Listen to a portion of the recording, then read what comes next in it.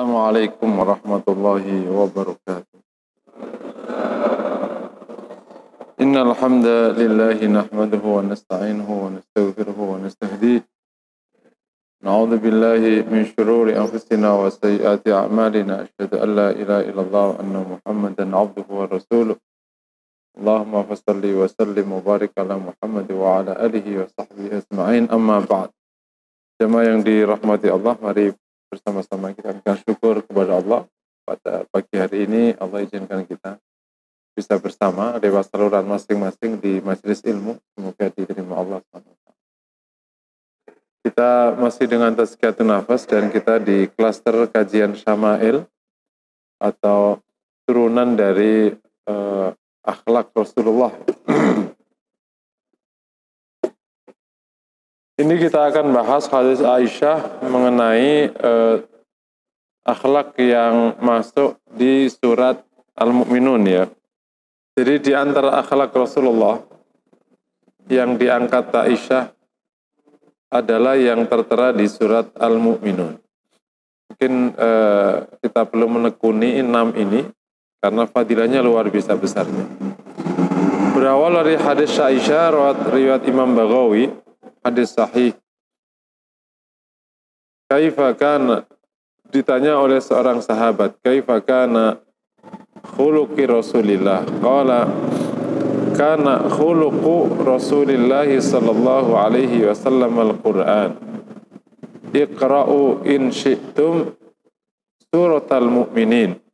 Faqara'tu qad aflahal mu'minun alladzina hum fi salatihim khashi'un ila akhir ayat wa ala salawatihim yuhafidun. Qalat Aisyah, hakadha kana khuluqu Rasulillah sallallahu alaihi wasallam. Jadi datang seorang sahabat kepada Aisyah radhiyallahu ta'ala bertanya bagaimana akhlak Rasulullah sallallahu alaihi wasallam. Maka Aisyah menjawab, adalah akhlak Rasulullah SAW itu adalah Al-Quran. Ini hadis populer ya. Tapi ya, riwayat Imam Baghawi ini ada tambahan yang perlu kita duduk. Iqra'u in syi'tum surat al-mu'minin. Bacalah jika kau mau surat al-mu'minin. Faqara'tu, maka sahabat ini membaca qad aflahal mu'minun alladzina hum fi salatihim khashi'un ila akhir ayah wa ala salawatihim yuhafidun. Qalat, yani Aisyah berkata, hakadha kana khuluqu Rasulillah sallallahu alaihi wasallam. Demikianlah akhlak Rasulullah sallallahu alaihi wasallam. Dari hadis ini kita dapati secara keseluruhan, ini langsung tema umumnya. Akhlak Rasulullah itu adalah Al-Quran. Full. Insyaallah ini bab ini populer. Jadi mulai dari surat Fatihah sampai surat An-Nas itulah Rasulullah. Nah dari bab ini kita memahami bahwa bicara akhlak itu bukan hanya bicara tentang etika, tapi keseluruhan yang keluar dari manusia. Jadi kalau sikap termasuk sikap mental ya yang menjadi kajian Tazkiyatun Nafas itu adalah bagian dari akhlak.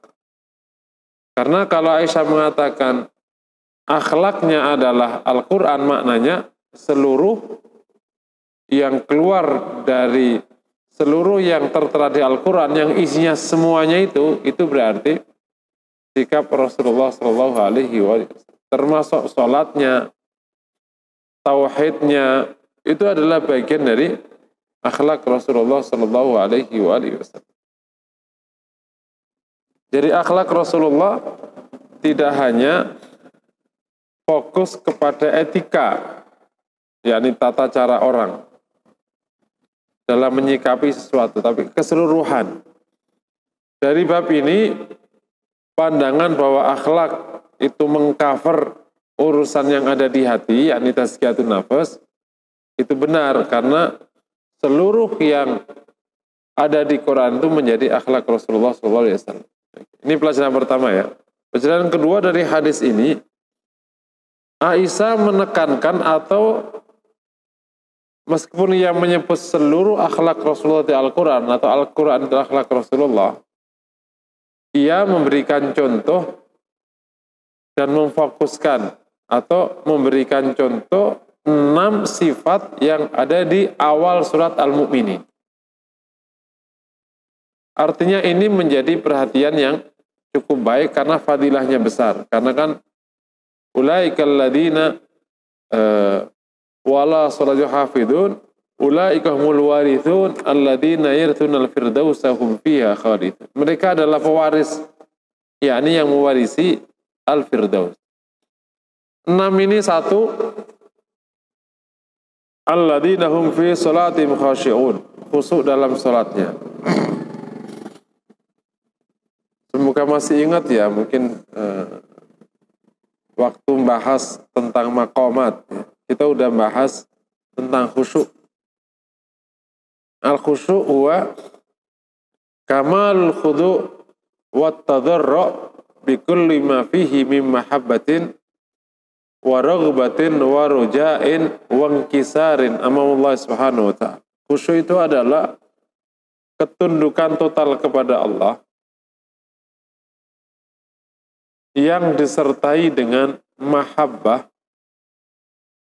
rasa takut, berharap, dan tak berdaya di hadapan Allah.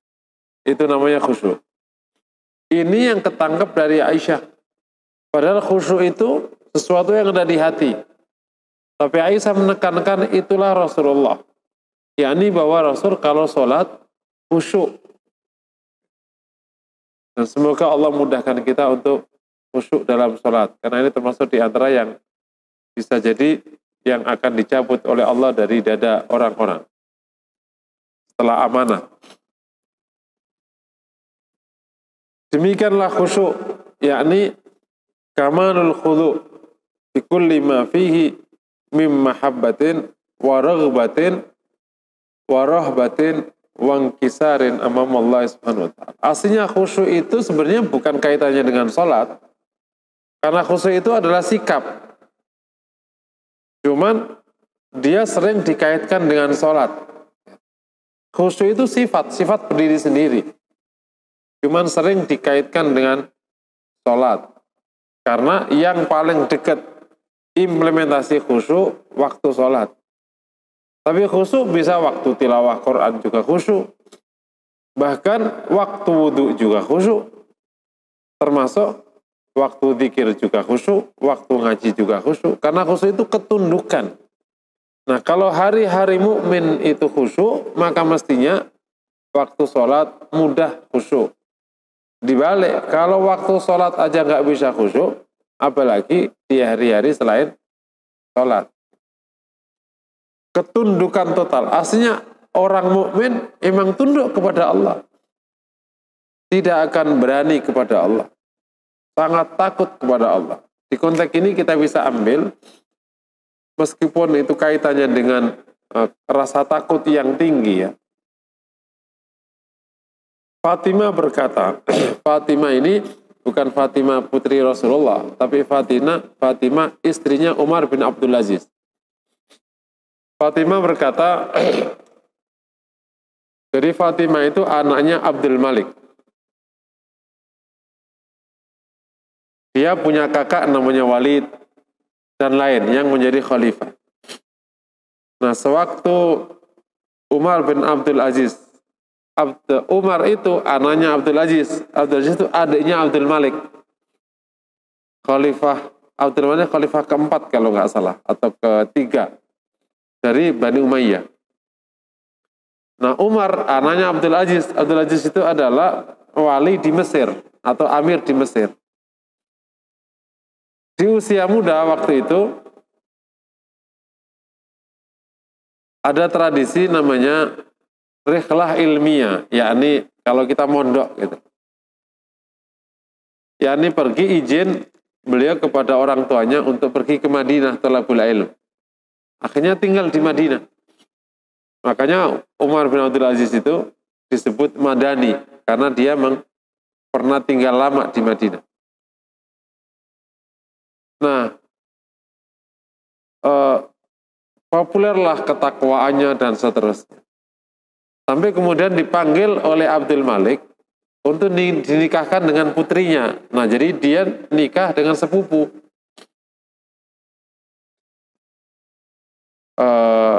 Kok bisa jadi khalifah? Dia bukan urutan khalifah, karena dia bukan anaknya Abdul Malik. Jadi waktu Sulaiman bin Abdul Malik jadi khalifah, Sulaiman waktu sudah merasa dekat ajalnya, dia nanya kepada seorang ulama yang menjadi penasehatnya. Aku ingin tetapkan penggantiku adalah Ayub, anaknya Sulaiman. Kata penasihatnya, Ayub masih umur 13. Tidaklah pantas kau amanai, atau 14. Kau amanai khilafah sebesar ini. Lantas siapa yang aku tunjuk? Tentu khalifah lebih tahu, kata, saya hanya memberikan nama. Tentu khalifah lah yang paling berhak. Dan setelah itu kembalikan kepada anaknya Abdul Malik, karena mau ditunjuk ke anaknya. Akhirnya, siapa yang kau sebutkan? Maka penasihat mengatakan, aku lihat Umar adalah orang yang paling baik, yang paling bertakwa. Kau pasti akan tenang kalau menyerahkan urusan kepadanya. Akhirnya ditunjuk Umar bin Abdul Aziz. Ya, ini berarti iparnya ya. Nah, setelah itu, setelah Umar bin Abdul Aziz, kembali kepada anaknya Abdul Malik. Fatimah berkata, nah Fatimah ini istrinya Umar bin Abdul Aziz, adiknya Sulaiman berarti. Kata Fatimah, kalau urusan sholat sama puasa, saya yakin ada orang yang lebih banyak sholatnya dan lebih banyak puasanya. Tapi urusan takut kepada Allah, saya yakin Umar adalah orang yang paling takut kepada Allah. Kenapa demikian? Karena aku lihat setiap malam dia menangis. Sampai tertidur. Dan nanti kalau bangun lagi, dia nangis lagi. Itu hari-hari sepanjang jadi khalifah selama 2 tahun. Dia menjadi khalifah cuma 2 tahun dan meninggal di usia 41 sebab diracun. Ini biasa di kekuasaan. Karena sejak beliau menjadi khalifah, para adik-adiknya macam-macam yang biasa berfoya-foya, nggak bisa foya-foya lagi. Semua ketat aturannya. Sampai beliau mengganti lampu yang dipakai untuk keluarganya, berbeda dengan yang dipakai untuk urusan negara. Ini salah satu bentuk yang namanya khusyuk itu, yaitu rasa takut yang luar biasa kepada Allah Subhanahu wa Ta'ala. Nah, orang seperti itu kalau sholat artinya ya tunduk berarti kepada Allah. Ya. Ini yang pertama.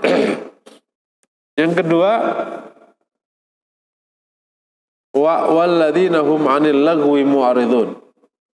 Berpaling dari hal yang tidak berguna. Ini disebutkan oleh Imam Baihaqi juga di cabang iman ke-32 kalau nggak salah. Tapi kaitannya dengan perkataan. Tapi nanti juga diulang di cabang iman ke-60 sekian. Itu tidak mengerjakan hal-hal yang tidak berguna. Jadi orang mukmin itu tidak ada dan tidak bersentuhan dengan hal yang tidak berguna. Semuanya berguna. Perkataannya berguna, perbuatannya berguna, makanannya berguna, isi otaknya berguna. Perbincangannya berguna. Bahasa sekarang namanya bernilai. Kalau kita bisa menuruni 2 akhlak ini aja, dahsyat sekali. Kita khusyuk sekali kepada Allah. Yang kedua, isi hari-hari kita selalu yang bernilai. Udah, berarti engkau bernilai. Dan bernilai itu paling gampang ukurannya berpahala. Karena sesuatu yang tidak bernilai tidak berpahala. Pandangan orang-orang tazkiyatun nafas dengan orang fikih mengenai pahala ada sedikit perbedaan. Kalau di ilmu tazkiyatun nafas, orang tidak maksiat itu berpahala.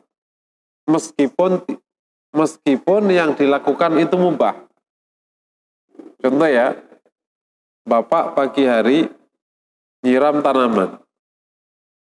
Atau pagi hari jalan-jalan. Itu sudah berpahala. Karena kalau pagi hari itu Bapak nempelengin orang, dosa, betul ya? Mengisi hari-hari dengan hal yang tidak haram, itu sudah berpahala. Kalau di fikih kan, pahala itu kan didapatkan dari wajib maupun sunnah. Kalau mubah kan nggak ada pahalanya, nggak ada dosanya. Tadi tazkiyatun nafas. Di mana diambil dari hadis itu? Dari seorang yang berhubungan dengan istrinya, itu hukumnya aslinya mubah. Kan kalau nggak hubungan nggak dosa kan? Kalau kau hubungan sama pasanganmu, itu asli hukumnya mubah. Karena kalau nggak hubungan kan nggak dosa. Cuman ketika kau hubungan dengan orang yang halal, maka dikasih pahala.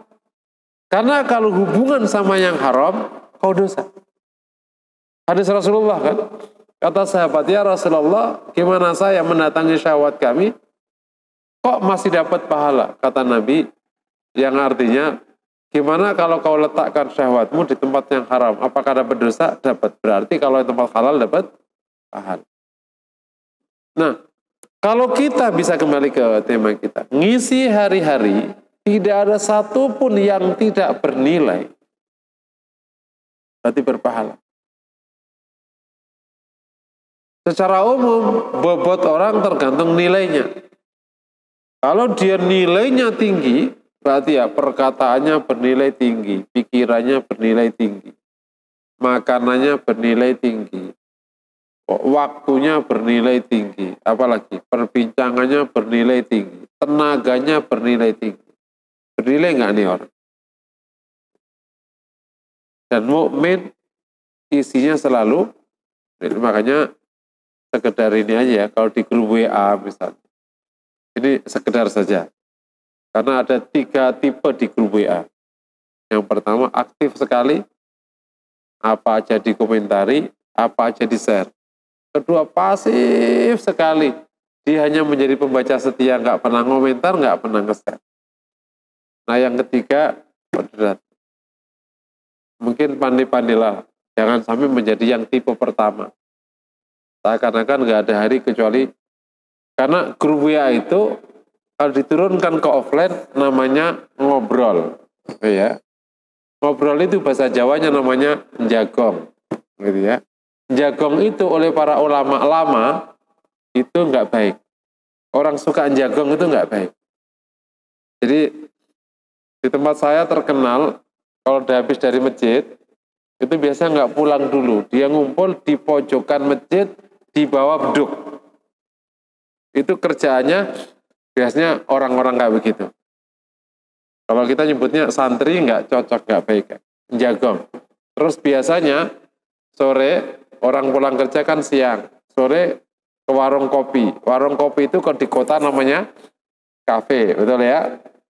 Kalau di desa namanya warung kopi. Itu biasanya modal 1 gelas, makanan 1, berarti waktu itu cuma 250 perak, itu ngobrol 5 jam. Nanti kalau yang tukang ngobrol lagi, ba'da isya, balik ke warung kopi, modal 200.000 sampai jam 12. Sekarang ngobrolnya dipindahkan ke grup WA, sama aja. Isinya itu jagong itu juga sama. Makanya pastikan kalau harus ikut terlibat perbincangan, maka harus isinya yang bernilai. Bahkan di Quran ketika najwa, perbincangan, isinya harus ada sedekah, amar ma'ruf. Kalau tidak begitu berarti namanya najwa batilah, perbincangan yang batil. Ulangi lagi nomor 2, yakni berpaling dari hal yang tidak berguna. Ini saja kalau menjadi sifat dan karakter kita dahsyat sekali. Jadi implementasi dari kebersihan hati emang bisa menjaga lisan. Nggak ngomong yang enggak. Terutama emang situasi sosial politiknya tidak baik. Sekaligus secara agama emang kita juga harus menjaga diri. Ini juga harus bahkan kalau nggak ada undang-undang ITE sekalipun, mukmin harus menjaga diri. Daripada nanti panjang di akhirat, mendingan hati-hati ngetik, betul nggak kira-kira? Kalau akhirnya kita termasuk orang yang menyebarkan berita bohong, kan panjang di akhirat. Gitu. Jadi orang mukmin selalu ngurus panjang nggak di akhirat ceritanya. Kalau panjang untuk apa dikerjakan? Jadi orientasinya simpel aja, panjang nggak di akhirat? Atau mungkin tadi menggunakan bahasa tadi, bernilai tidak di akhirat. Kalau tidak bernilai untuk apa dikerjakan? Nah, termasuk di dalam konteks buat status di Facebook, Twitter, apalagi itu Instagram, ada gunanya nggak itu namanya? Kan kalau budaya yang baru sekarang kan ya, mungkin bapak mungkin nggak ikut budaya ini. Setiap saya lihat anak muda mau makan, maka sebelum makan dia akan memfoto. Kalau mungkin kita ledekin, mau makan tuh baca bismillah, bukan foto. Tapi yang namanya anak muda ya, difoto. Kita nanya, kegiatan ini berguna enggak? Artinya kita jangan ikut latah gitu. Apalagi kita sudah segini umurnya ya, bukan karena kita ngerasa tua ya, tapi sudah segini umurnya. Itu benar. Karena sebenarnya pattern hidup itu nggak berbeda dari sejak zaman Nabi sampai sekarang. Yang namanya najwa, perbincangan itu bergeser-geser aja. Sebelum ada warung kopi dulu, orang biasanya di tempat tua. Kemudian lahir kopi, warung kopi. Nah, warung kopi dikerenkan namanya kafe. Kafe diturunkan ke kafe online. Yuk kita ngafe yuk online, minum kopi masing-masing di tempatnya.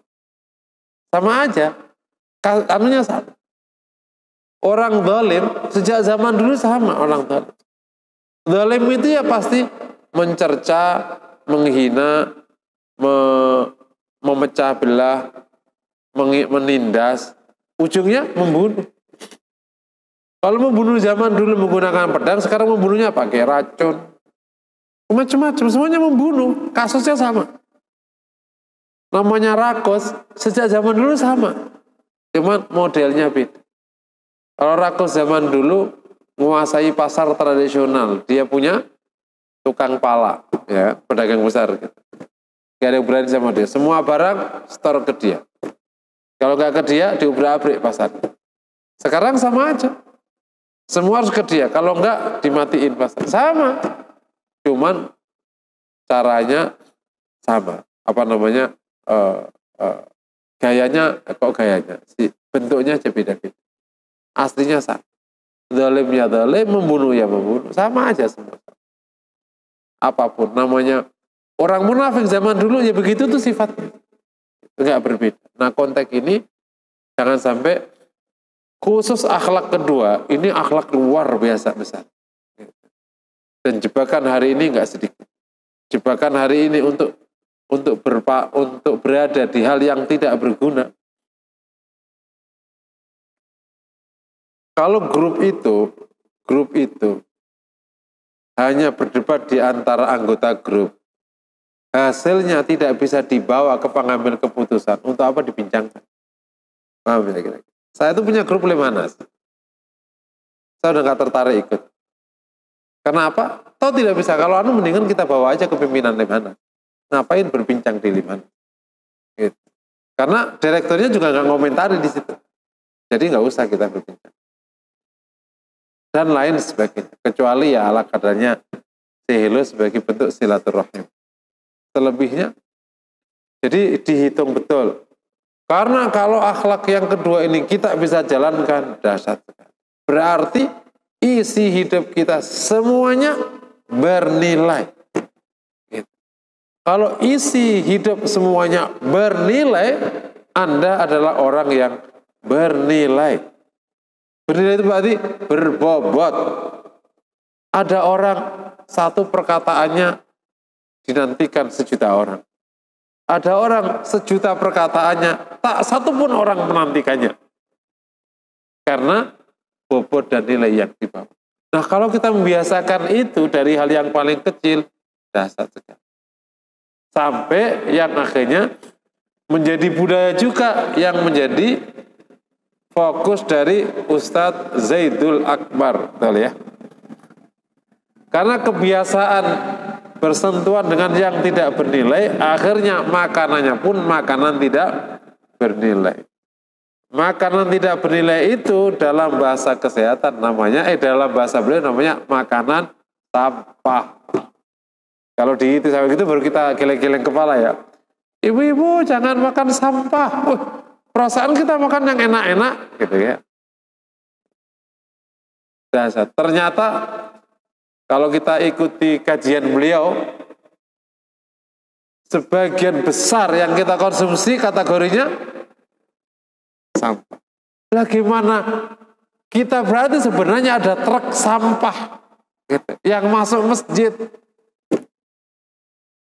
Ini bukan masalah kegiatan makan sampahnya itu. Karena kita tidak punya akhlak menghindar dari hal yang tidak berguna. Ini kan akhlak, sikap. Jadi akhirnya ketemunya ngomong nggak berguna, mikir nggak berguna, kerja nggak berguna, apalagi termasuk makan yang tidak berguna. Ini serius, ini bab akhlak masalahnya, bukan kegiatan. Nggak sedikit juga orang kesehatan makanya makan sampah, padahal anak kesehatan. Misalkan ada namanya Wisma Prestasi ya. Itu adalah program pembinaan ya pondok pesantren sebenarnya. Cuman kan kalau di dekat kampus namanya dimodernkan.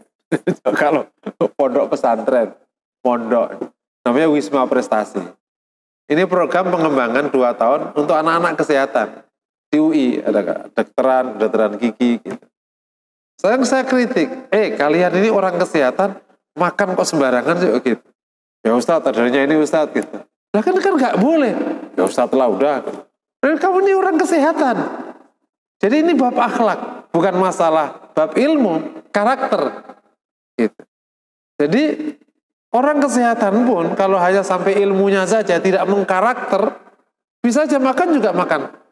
Yang oleh Ustadz Zaidul Akbar namanya makan sampah ya. Kalau nggak setuju ya debat dia lah. Kita kan bukan orang kesehatan, nggak ngerti. Pokoknya ini sampah ya, gula nggak boleh apa itu, tepung apalagi itu.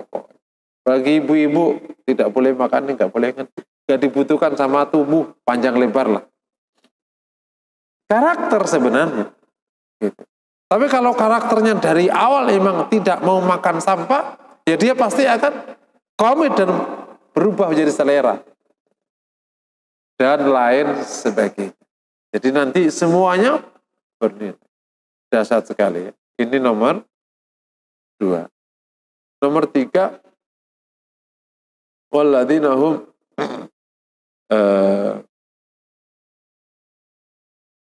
qad aflahal mu'minun alladzina hum fi salatihim khashi'un walladzina hum 'anil lagwi mu'ridun walladzina hum lizzakati fa'ilun. Dia menunaikan zakat. Memberi zakat. Karakternya memberi zakat. Ini di bab ini memberi zakat dimasukkan oleh Aisyah sebagai sifat.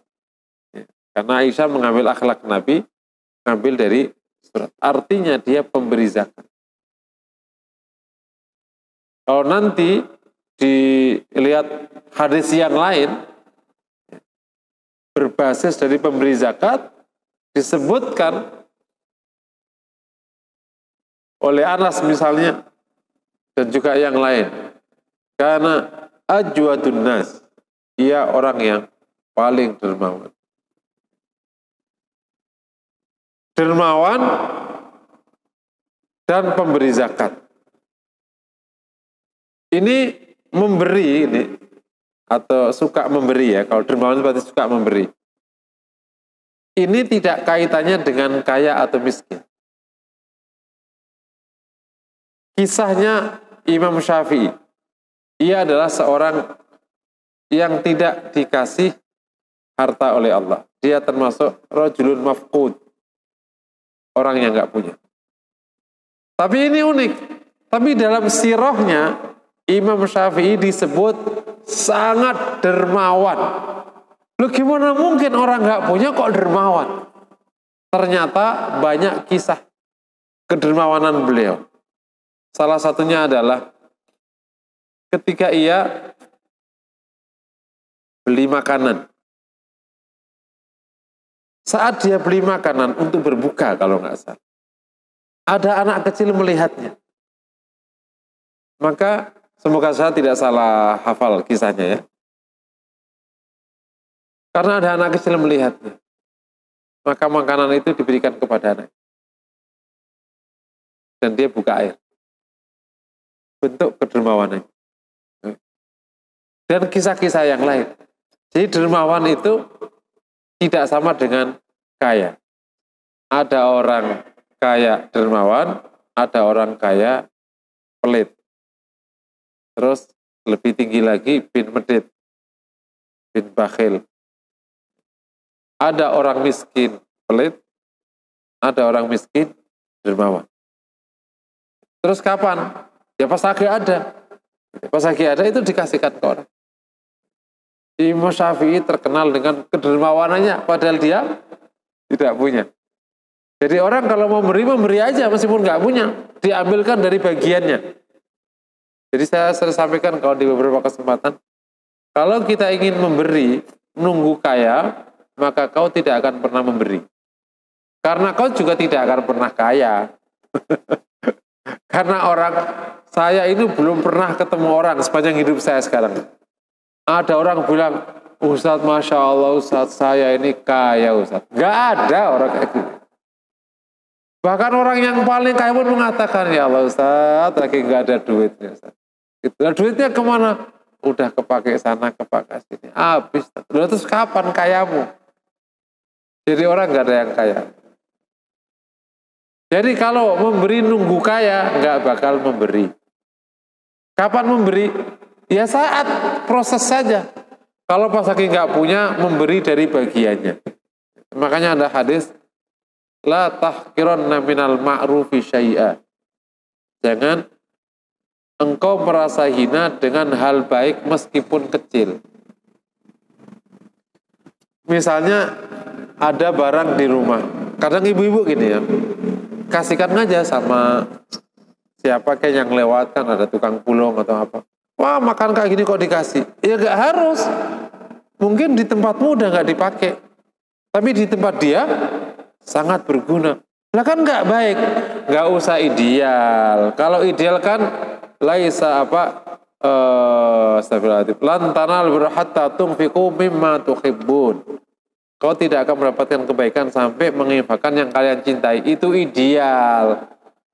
Gak usah ideal dulu. Kalau belum bisa ngasih makanan yang paling kau cintai, kasih makan yang paling tidak kau cintai, tapi udah memberi.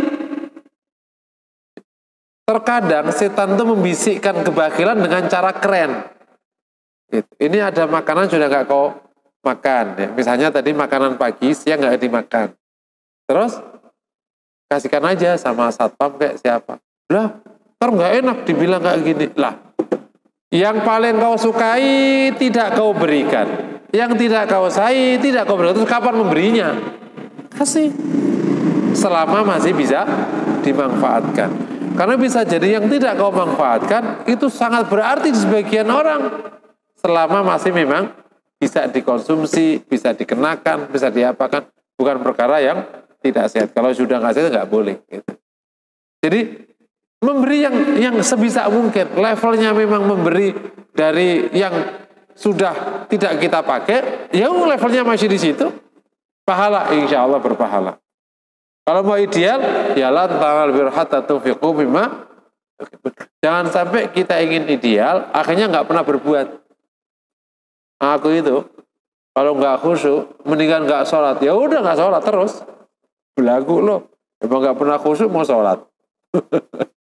Sama aku itu kalau nggak sodako yang bagus, mendingan nggak usah sodako. Malu aku, ya nggak bakal sodako. Memang nggak pernah begitu. Jadi dikerjakan yang bisa-bisa aja. Jadi ini proses menuju akhlak yang mulia diawali dari hal yang mungkin belum ideal dulu. Sama dengan kasus ikhlas. Untuk apa sodako nggak ikhlas? Mendingan nggak sodako. Lalu kapan kamu sodako? Kamu nggak pernah ikhlas. Sekarang saya menyatakan, bagus sodakoh tidak ikhlas daripada karena gara-gara belum ikhlas nggak sodakoh. Paham? Jangan kebalik. Makanya di dalam ilmu tazkiyatun nafas itu sebenarnya mengajarkan sikap sebenarnya. Saya nyatakan ya, lebih bagus sodakoh meskipun belum ikhlas daripada karena gara-gara belum ikhlas nggak sodakoh. Loh kok bisa? Karena insya Allah ketika kau terus sodakoh meskipun belum ikhlas, lama-lama ikhlas. Karena latihan ikhlas itu adalah dengan cara memperbanyak amal. Nanti diadab oleh Allah. Kan bukankah kalau nggak ikhlas diadab oleh Allah? Iya. Itu adalah ingzar, peringatan bagi orang yang tidak ikhlas. Makanya harus ikhlas.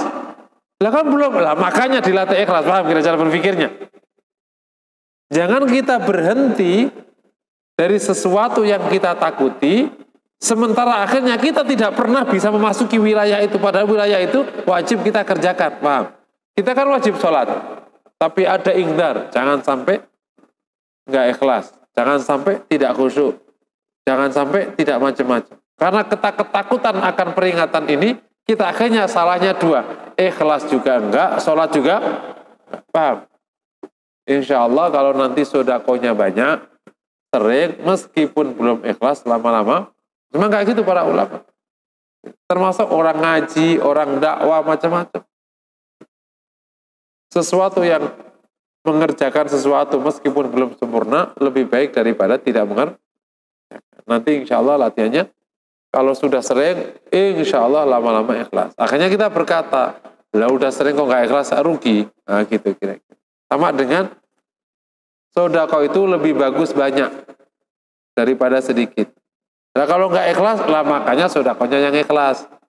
Udah banyak nggak ikhlas, kan rugi, paham ya? Jadi ada beberapa statement, itu kalau kita kaji dari sudut mindset, itu karena lahir dari mindset orang kalah. Statementnya jadi statement mengunci. Contoh, ya namanya nggak punya ya nggak apa-apalah, nggak zakat, kan nggak dosa. Itu ngunci. Memang nggak dosa, tapi kau nggak berzakat, jadi orang lemah kan? Ya daripada kita nggak ikhlas, mendingan nggak sedekah, ngunci jadinya. Gitu. Daripada nggak bisa ngasih nafkah ke istri, mendingan nggak nikah, ngunci. Ya udah nikah aja, insya Allah nggak sedekah. Kalau nggak bisa, minta maaf. Gampang kan? Gitu kira-kira. Sama dengan kasus lebih bagus sedekah 1000 yang ikhlas daripada 1 juta yang tidak ikhlas. Lo nggak bisa dibandingin. Jadi ikhlas jangan dibandingkan, tidak ikhlas memang nggak sebanding. Paham kira-kira? Jadi bukan 1000-nya bernilai ikhlasnya. Ikhlasnya itu memang nggak pernah bisa dibandingkan dengan tidak ikhlas apapun. Bisa dipahami? Masa 1000 yang ikhlas lebih bagus daripada 1 juta yang tidak? Nggak bisa dibandingin. Itu sama saja seorang wanita solihah yang jelek tetap lebih bagus daripada pezina cantik. Yang nggak usah dibandingin. Emang pezina siapapun tidak pernah bisa dibanding dengan wanita yang, jangan ngomongnya begitu, nggak Bu? Paham kira-kira cara berpikirnya? Nggak sebanding memang. Ya kembali ya. Jadi kedermawanan dan memberi zakat itu adalah akhlak Rasulullah dan menjadi ciri dan sifat orang-orang beriman. Yang ketiga, yang keempat, wa ala walladzina hum walladzina hum anil lagwi mu'ridun walladzina zakati fa'ilun walladzina hum li amanatihim wa ahdihim ra'un. Nomor 4, dia menjaga amanah. Amanah ada 2 ya. Yang pertama, amanatullahi alal ibad. Amanah Allah kepada manusia. Itu apa itu? Amanatu hadzal din. Amanah agama ini. Kita dulu diamanahi oleh Allah. Karena kita disodori, Allah menyodorkan agama ini ke banyak makhluk. Dan kita nerima. Itu amanah Allah. Maka mukmin wajib menjaga agama ini atas nama amanah ini. Apa itu menjaga agama ini? Menjalankannya dan mendakwahkannya. Jadi yang bertugas menjaga agama ini bukan hanya orang per orang, tapi semua orang, karena engkau telah menerima amanah dari Allah. Maka nanti dibalas oleh Allah karena kau jaga amanahnya. Jadi amanatullahi alal ibad, yakni amanatu hadzal din, amanatin, amanah apakah ini? Terus yang kedua, amanah Allah kepada hambanya di luar urusan agama. Contoh anak, contoh istri, contoh rakyat ketika kau diberikan kuasa atas mereka. Itu amanah Allah. Contoh anak buah ketika kau diberikan kuasa di perusahaan. Itu Allah amanahkan. Allah titipkan hamba-hambanya kepadamu. Makanya di sana ada hadis kan, barang siapa yang Allah kuasakan pada sebagian hambanya, yang Allah berikan kuasa pada hambanya, barang siapa yang Allah berikan kuasa pada hambanya, kemudian dia memecah belah, membuat rusak, maka Allah akan rusak urusannya. Tapi kalau dia menyayangi mereka dan seterusnya, maka Allah akan menyayangi mereka. Jadi amanatullahi alal ibad ghairu hadzal din. Ini nomor 3. Berarti dijadiin nomor 3 aja ya, supaya gampang. Amanah Allah pada hambanya itu ada 2 sebenarnya, tapi urutannya langsung aja nomor 2. Amanah yang bersifat agama dan amanah yang tidak bersifat agama. Berikutnya adalah amanatul ibadi alal ibad. Amanah orang kepada sebagian yang lain. Contohnya pekerjaan, contohnya titipan, macam-macam, ini banyak amanah. Nah, orang mukmin bisa menjaga amanah. Dan kisah yang paling populer adalah kisah amanah Rasul yang dikembalikan saat hijrah. Dan yang melakukan adalah Ali bin Abi Thalib. Jadi ketika Rasulullah SAW makanya diperintahkan oleh Allah untuk hijrah, Rasulullah menyuruh Ali bin Abi Thalib tidur di tempatnya. Di malam hari itu, di tempat tidurnya, dengan selimutnya, dengan gayanya. Gaya Rasul tidurnya gitu. Kemudian Rasul keluar subuh ya, dan berjalan menuju rumahnya Abu Bakar duha. Rasulullah SAW menyuruh Ali bin Abi Thalib untuk mengembalikan. Maka begitu subuh pagi hari, Ali membuka pintu. Begitu dibuka pintunya, kata orang Quraisy, "Aina Muhammad?" Kenapa yang buka pintu Ali? "Kharaj." Kata Ali, "Keluar." "Ilain?" "Madri." Dan Ali memang tidak tahu Rasul kemana. Ini bukan politik gitu. Ini memang fakta. Jadi politik Rasul sama sahabat saya itu politik kejujuran. Tapi memang piawai. Memang Ali enggak tahu Rasul kemana, bukan bohong. Kata Ali, bukankah kalian yang nyuruh Rasul pergi? Terdiamlah. Kan dia yang ngusir Rasulullah kan. Yang ngusir Rasulullah adalah mereka. Hanya dicari. Begitu mereka pergi, Ali keluar ke atas bukit dan berkata, "Ya ma'syara Quraisy, siapa yang punya titipan di tempat Rasulullah, ambillah sekarang, saya tunggu 3 hari." Dan akhirnya ada yang mengambil, ada yang tidak mengambil. Bagi yang tidak mengambil, akhirnya Ali bin Abi Thalib mengembalikan titipannya satu persatu ke rumahnya masing-masing. Setelah 3 hari kelar, titipan selesai semua, Ali bin Abi Thalib pergi. Jadi, salah satu orang yang hijrahnya terbuka, itu bukan hanya Umar bin Khattab. Ali bin Abi Thalib juga terbuka. Dihadang? Enggak. Kenapa? Dia fursan. Jadi, di Arab itu setiap kabilah punya fursan. Fursan itu adalah sang penunggang kuda. Faris. Kan? Faris, yakni sang penunggang kuda. Sang penunggang maknanya adalah anak muda yang piawai perang. Ya, itu namanya Faris. Identik dengan penunggang kuda. Pasti piawai pedang, panah. Ali itu Faris. Ya, kalau ketemu Ali sama aja nyari perkara sama Ali. Ya udah, Ali pergi aja melenggang. Ya. Jadi kalau Umar terkenal kisahnya. Ali pergi, setelah itu Ali hijrah. Berarti kan Rasul 3 hari, Rasulullah, Ali nggak ngerti Rasul di mana. Pokoknya hijrah aja ke Madinah, seorang diri, karena sudah.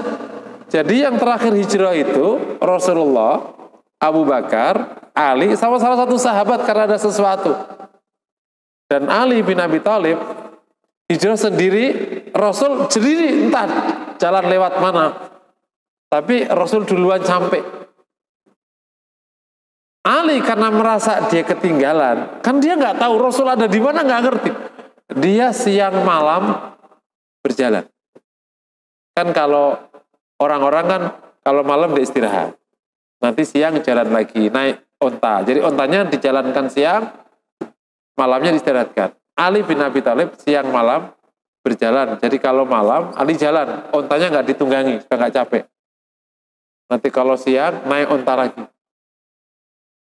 Tapi yang menarik dalam sirah itu, Rasul sudah sampai di sana duluan. Nah, begitu Ali datang, disambut oleh Rasulullah SAW, dan kemudian diobati pecah-pecah kakinya yang sudah keluar darah. Karena siang malam berjalan menuju Madinah. Ini bentuk atau contoh bagaimana menunaikan dan menjaga. Jadi, kalau Rasul mau triki kayak orang sekarang, Rasul bisa ngomong kayak gini, lo pada ngusir gue. Ini barang sebanyak ini punya kalian. Ya. Kalau lo ngusir, barang ini gue sita. Atau gimana ayo? Deal kita. Rasul nggak gitu. Rasul nggak triki. Ya. Jadi memenangkannya itu elegan. Kenapa orang triki? Karena asli memang orang lemah ingin kuasa, triki jadi. Tapi orang piawai aja. Kayak orang ahli silat, piawai, triki nggak perlu, nyantai aja. Gitu. Kenapa dia triki? Karena dia sendiri merasa tidak hebat. Jadi Rasul nggak triki, dan Ali juga nggak ngunci. Lo, ini barang di sini ya. Kalau lo sampai ngapa-ngapain gue sita nih perkara, gue bakar nih. Nggak gitu. Di piawai ya. Normal aja, menang aja, normal.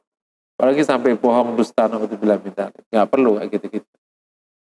Nomor 4 tadi, mura'at lil amanati wal ahad ya, menjaga amanah, dan yang ke-5,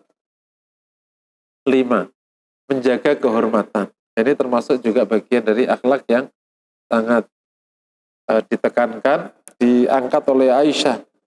Makanya pesan utamanya adalah dalam konteks ini harus halal. Gitu. Jalan halal itu disediakan oleh agama.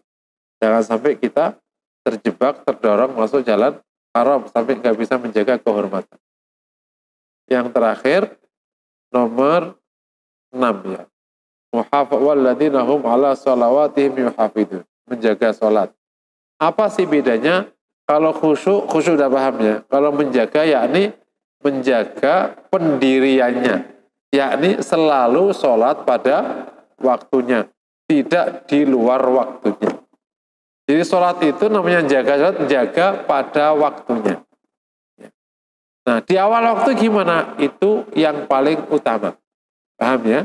Termasuk masih dalam kategori menjaga sholat, kalau sholat pada waktunya, meskipun tidak di awal waktunya.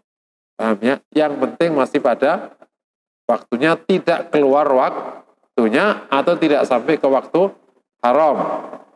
Tetapi hal yang paling utama dalam menjaga sholat adalah sholat di awal waktunya. Lebih utama lagi kalau kita ikut menunggu sholat.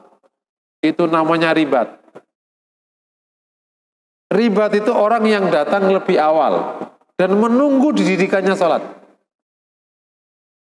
Contoh konkret biasanya, orang sholat maghrib, nggak mau pulang, nunggu sekalian sholat isya. Itu masuk kategori ribat. Itu utama. Atau ada orang, kalau kita di Masjidil Haram, sholat yang digabung apa itu biasanya? Asar, maghrib, isya, baru pulang. Nah itu utama. Nunggu sholat itu utama. Jadi sholat di awal waktunya utama. Menunggu sholat itu juga keutamaan. Saking kita ingin jaga sholat, saking kita akhirnya bahkan sebelum waktunya aja udah datang untuk menunaikan, menjaga jangan sampai kita ketinggalan dari awal waktunya. Itu termasuk bagian dari muhafadzah ala. Jadi memang dibedakan antara sholat dengan khusyuk, bisa kualitas dengan menjaga. Jadi kalau kita melihat di bab akhlak menjaga sholat, emang mukmin itu sholat mulu kerjanya, gitu. Kerjanya kalau kita bahasakan menjadi bahasa akhlak, orang mukmin itu gimana? Akhlaknya sholat mulu orangnya. Jadi pokoknya mendekat setiap belum juga adzan udah pergi ke masjid itu orangnya. Itu berarti namanya sudah berakhlak. Paham ya kira-kira? Kalau diimplementasikan gampang itu gitu. Adzan dia pergi, atau sebelum adzan bahkan dia udah ke masjid. Dia nggak pernah ketinggalan. Dan salah satu, Masya Allah, semoga Allah berikan kita kemudahan ya. Malu kita. Salah satu imam kabir namanya Sa'id ibn Musayyib. Selama 40 tahun tidak pernah melihat tengkuknya orang waktu sholat. Apa maksudnya apa itu? Ini ungkapan ulama. Dia selalu sholat di shaf pertama sepanjang 40 tahun. Jadi orang sholat kok shaf pertama 40 tahun. Ya Allah. Dan Sa'id bin Musayyib ini punya kisah unik sekali. Orang-orang mulia ini. Dia adalah mantunya Abu Hurairah. Dia punya putri yang mau dilamar oleh Walid ibn Abdul Malik yang telah menjadi pewaris tahta. Anak pertamanya Abdul Malik. Abdul Malik melamar putrinya Sa'id ibn Musayyib untuk anaknya Walid ibn Malik. Ya. Tapi ditolak oleh Sa'id ibn Musayyib. Katanya anaknya terkenal dengan kecantikannya. Gitu. Dilamar oleh Walid. Nggak lama setelah menolak lamaran Abdul Malik untuk Walid, yakni lamaran Walid ibn Abdul Malik, dilamar oleh khalifah loh. Putra khalifah yang bakal jadi khalifah. Bukan ketua RW dan bukan presiden. Khalifah yang kuasanya separuh dunia. Ditolak. Dan suatu ketika ia kehilangan murid yang selalu berada di sebelah kanannya. Dia punya murid yang selalu duduk di sebelah kanan. Tradisi mengaji dari dulu sampai sekarang kalau di Madinah atau di daerah sana itu ngelingkernya dekat. Nah kayak bapak jauh-jauh kayak gini. Ngaji di Indonesia kan jauh-jauh. Semakin jauh semakin indah. Kalau antum ngaji di Masjidil Haram, dekat nggak? Langsung lingkar gini kan? Dekat banget. Dan ada beberapa orang yang tempatnya nggak bergeser. Selalu di kanan, di kiri, di depan gitu. Saya dulu juga kalau ngaji juga tempatnya nggak bergeser. Saya selalu di situ.